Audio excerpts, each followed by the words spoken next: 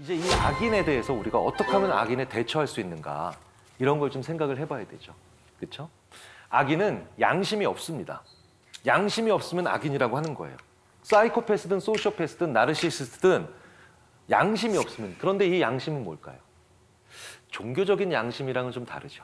종교적인 양심은 신에게 내가 잘못했을 때 처벌받을 것 같다라고 하는 그런 두려움에 좀 많이 기인합니다. 그런데 심리학에서 얘기하는 양심은 그게 아니에요. 연민과 애착이에요. 그러니까 애착과 양심이 없는 사람들을 알아봐야 되는데요. 우리가 왜 그들에 대해서 알아야 되느냐? 우리가 아우스마트라는 개념으로 얘기를 해요.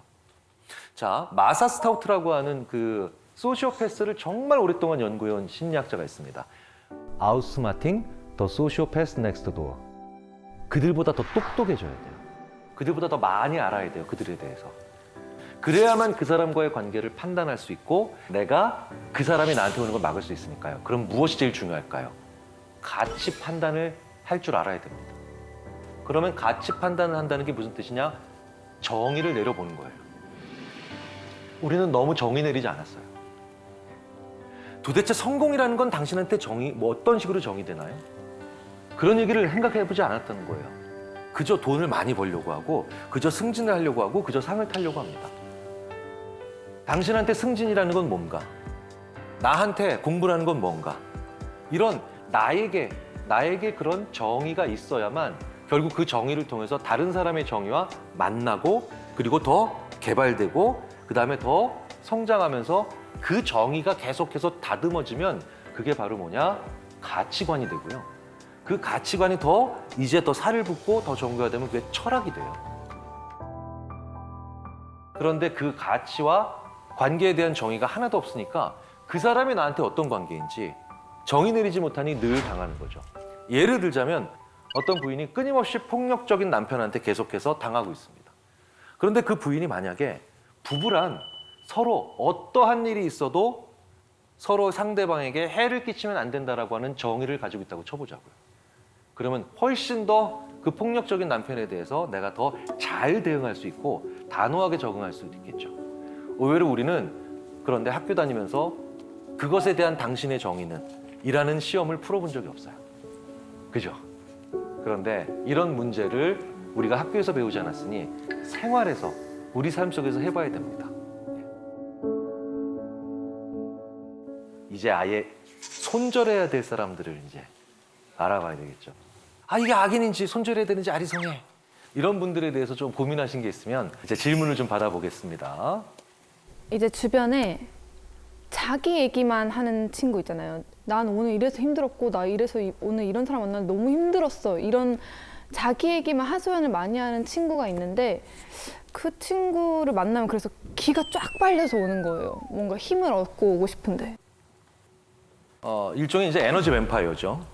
소위 말하는 대화 독점자라고 불러야 되는데, 인간에게 있어서는 거울 유론이라는 게 있는데, 거울 유론이 뭐냐? 상대방을 보면서 비슷해지거나 공감하거나 배우려고 하는 그런 거거든요. 그러니까 뭐냐? 세상에 와서 그런 계속해서 부정적이고 힘들고 괴로운 얘기만 하면 내 뇌도 그런 불행으로 가까이 같이 간다는 거예요. 그런 것 같아요. 이게 기운이 싹 빨려서 오더라고요. 뇌는 계속해서 실제로 엄청난 스트레스를 받아요. 그래서 사실은 친구 관계라면 너무 행불행에 관련된 얘기를 많이 한다는 것 자체는 좋은 건 아니에요. 사실 친구들끼리 있을 때 시시껄렁한 얘기, 쓸데없는 얘기, 무목적인 얘기, 의도 없는 얘기, 싱거운 얘기, 사실 이런 걸 할 때 사람들이 굉장히 리프레시가 많이 됩니다. 그러니까 사실 친구들은 왜 만나는 줄 아세요? 장난치려고 만나는 거예요. 근데 그런 얘기 하잖아요. 우리 친구들 만나면 야, 우리 좀 도움되는 얘기 좀 하자 막 이러면서. 그럼 관련 분야 자격증 소지자를 가는 거죠. 왜냐면 친구는 서로 교훈을 주려고 만난다기보단 서로 장난치려고 만나는 게 기본적인 겁니다. 장난을 치지 않는 인간들은 필연적으로 애착과 창조 두 가지를 다 망가뜨려요. 아무리 부부싸움을 심하게 해도 그 부부가 서로 장난을 서로 치잖아요. 그 부부는 오래 살아요. 근데 아무리 우리들은 서로 사랑해라고 해도 장난 안 치는 부부들 있잖아요. 위험한 거예요. 친구들도 마찬가지예요. 친구들끼리 앉아서 무슨 100번 토론할 거예요? 네. 뭐 시사 저널, 시사 토론할 소소한 싱거운 얘기를 하라고 만나는 게 친구예요. 사실은 손절이라는 표현보다는 가급적 멀리하세요. 가급적 멀리하시는 게 제가 보기에는 더 좋습니다. 네, 감사합니다. 네. 제가 보기에는 그저 착한 사람인데 가식적이라고 욕하는 친구 혹시 그건 무조건 손절.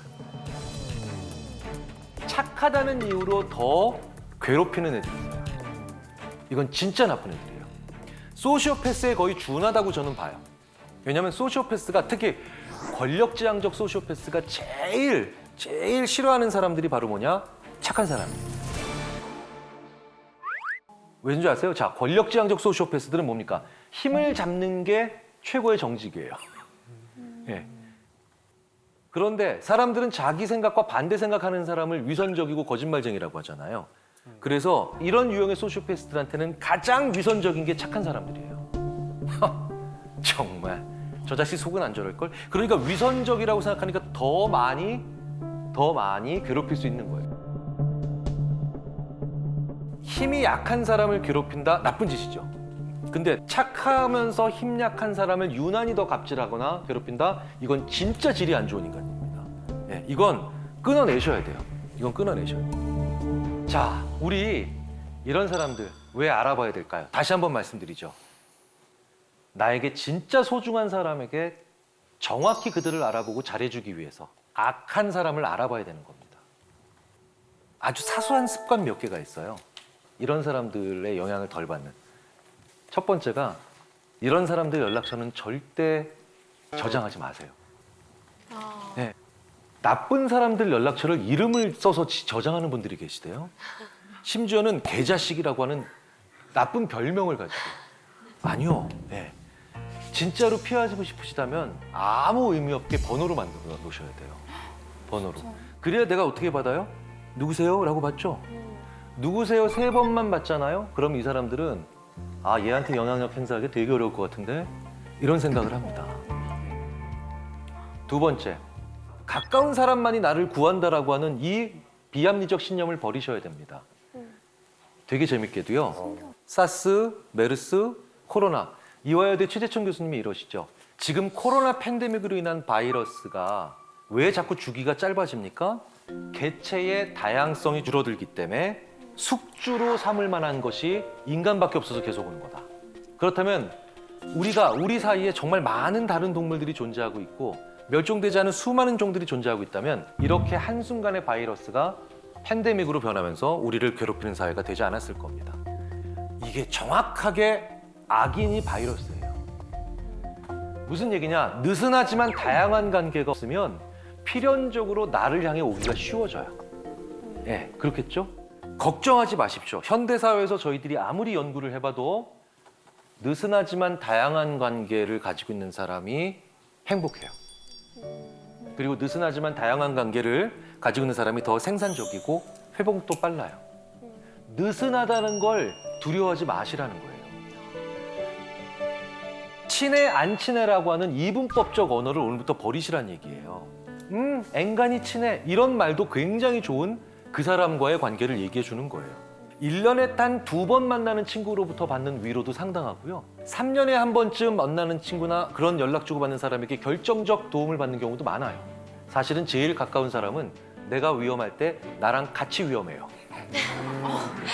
네. 네. 왜냐면 모든 면에서 비슷하기 때문에. 네. 그러니까 느슨하지만 다양한 관계를 만들기 위해서 근데 어떻게 해야 되나요? 바로 나에게 문화, 취미, 예술, 레저 그리고 이렇게 나의 직업과 직접 상관이 없는 공부들을 하는 게 되게 중요하죠.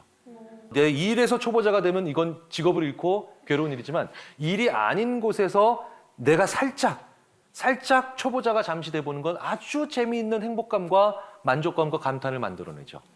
제가 작년 1월 달에 붓글씨를 한번 써봤습니다. 2달을 써봤죠. 저랑 같이 사시는 그 여자분이 2달 동안 쓴 걸 지나가고 난 다음에 쭉 보고 난 다음에 저한테 이렇게 얘기하더라고요. 하도 못 썼으니까 어이없어 하면서 당신은 손가락으로 하는 건 코 비는 거 외에는 절대 하지 마라. 이른바 똥손. 네. 근데 저는 2달 동안에 저를 봅니다. 행복해지더군요. 왜? 1월 2일부터 3월 2일까지의 제가 슬로프가 이렇게 기울기가 만들어지니까 이제 추사 김정희 선생도 얼마 안 남았어요. 3달을 더했죠. 네. 한석봉 선생님도 과시권이더라고요. 세상에서 소시오패스가 혹은 그에 준하는 악인들이 제일 좋아하는 먹잇감을 종합하자면 뭔지 아세요?